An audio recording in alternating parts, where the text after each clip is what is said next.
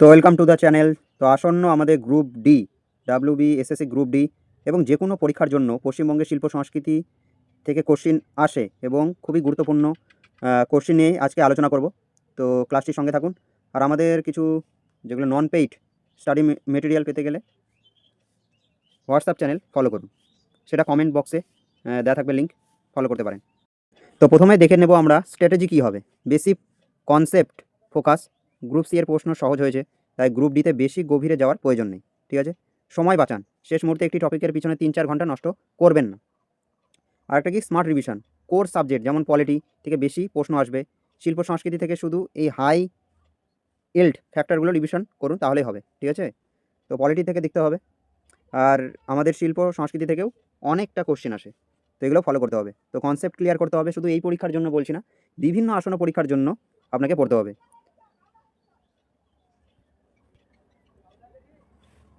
তারপরে কি বলেছে, যেটুকু না পড়লে নয় সেইটুকু এই গাইডে দেওয়া হলো। বেসিক ক্লিয়ার থাকলে জিকেতে কোনো সমস্যাই হবে না, বেসিক ক্লিয়ার করতে হবে, মেন ফ্যাক্টর। তো কী রয়েছে, বাংলা মাটির ছন্দে বাংলার লোকনৃত্য। ঠিক আছে, পুরুলিয়ায় কী দেখা যায়, ছৌ নাচ। এটা কি মার্শাল আর্ট ধর্মী একটি নাচ। ঠিক আছে, এছাড়াও ঝাড়খণ্ড ও উড়িষ্যায় দেখা যায়। আর ইউনেস্কো হেরিটেজে এটি যুক্ত হয় কি 2010 সালে। ঠিক আছে, মালদাহ গম্ভীরা শিবের আরাধনা ও সমাজ নিয়ে ব্যঙ্গ এটির মূল বিষয়। ঠিক আছে, এবার বাঁকুড়া পুরুলিয়া কি দেখা যায়, টুসু ও ভাদু নাচ, সেটা হচ্ছে শস্য কাটা উৎসব সম্বন্ধনীয়। জলপাইগুড়ি কোচবিহার জেলায় কি কুষাণ একটা মুখোশ নৃত্য। ঠিক আছে, আর নেক্সট কি, বীরভূম বর্ধমান জেলায় রনপা, এটা হচ্ছে দীর্ঘ লাঠির ওপর দাঁড়িয়ে নৃত্য এটি। ঠিক আছে, খুবই ইম্পর্টেন্ট। লাঠি নাচ, এটা কি মহরমের সময় রন কলা প্রদর্শন। আর একটা কি, ধামাইল রাজবংশী সম্প্রদায়ের বিয়ের নাচ ও গানকে ধামাইল বলা হয়। সম্পূর্ণ ক্লাসটি দেখলে আপনার কনসেপ্ট ক্লিয়ার হয়ে যাবে।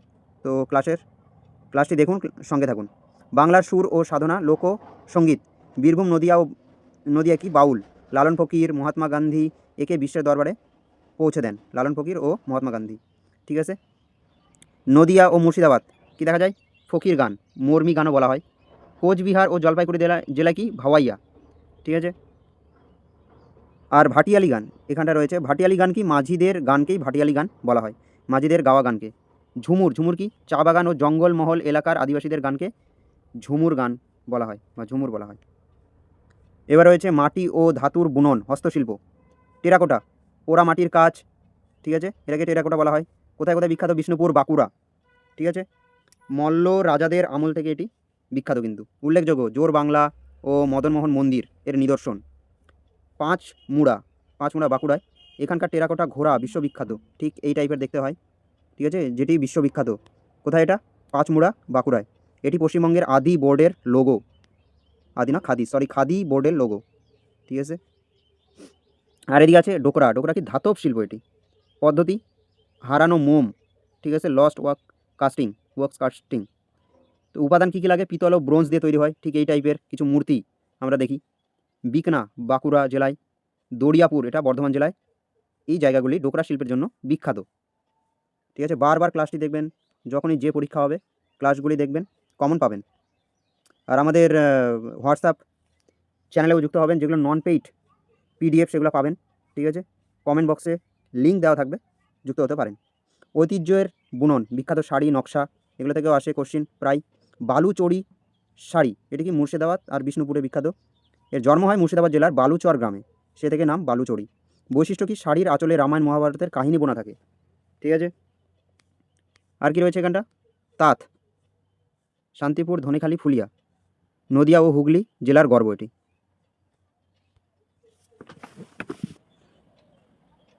নেক্সট মসলিন, এটা কি কালনা ও মুর্শিদাবাদ জেলায় বিখ্যাত। অত্যন্ত সূক্ষ্ম সুতোর কাজ এটি। ঠিক আছে, মসলিন অনেকে নাম শুনেছি আমরা আগেই, যেটি দিয়ে সেলাই বাক্সে পুরো শাড়িটাকে ভরিয়ে ফেলা যেত, এতটাই সূক্ষ্ম ছিল সুতির।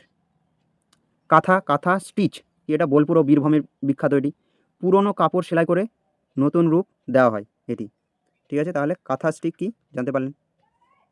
এরপর রয়েছে তুলি খোদাই, কি লোকশিল্প ও পুতুল। তো এটা কী কী রয়েছে দেখে নেব। এটা রয়েছে পিংলা, নয়াগ্রাম পশ্চিম মেদিনীপুর। এটা কি পটচিত্র, পটুয়াদের গ্রাম, কাপড় ও কাগজের ওপর প্রাকৃতিক রঙে ছবি আঁকা হয়, ঠিক আছে? সেটা হচ্ছে পিংলা, অনেকটা এইরকম দেখতে। এখানটা একটা চিত্র দেওয়া হয়েছে। নতুন গ্রাম, নতুন গ্রামে কি? পূর্ব বর্ধমান অবস্থিত নতুন গ্রাম। কাঠের প্যাঁচা, বিখ্যাত লাল হলুদ রঙের কাঠের পুতুল দিয়ে তৈরি, রঙের কাঠ দিয়ে তৈরি পুতুলটি। কৃষ্ণনগর কি? আমরা সবাই জানি মাটির পুতুল বিখ্যাত। কোচবিহারের কি বিখ্যাত? শীতল পাটি, ঠিক আছে? কালীঘাট, কলকাতার কালীঘাট পট বিখ্যাত। 19 শতকে উদ্ভব এটি। বাবু কালচার ও বা সামাজিক ব্যঙ্গ এর প্রধান বিষয়। কালীঘাটের কালীঘাট পট। এবার বাংলার অহংকার, যাকে ভৌগোলিক নিদর্শক বা জিআই ট্যাগ, ঠিক আছে, কী কীতে সেটা দেখে নেব। 2004 সালে দার্জিলিং চায়ে ভারতের প্রথম পণ্য হিসেবে জিআই ট্যাগ পায়।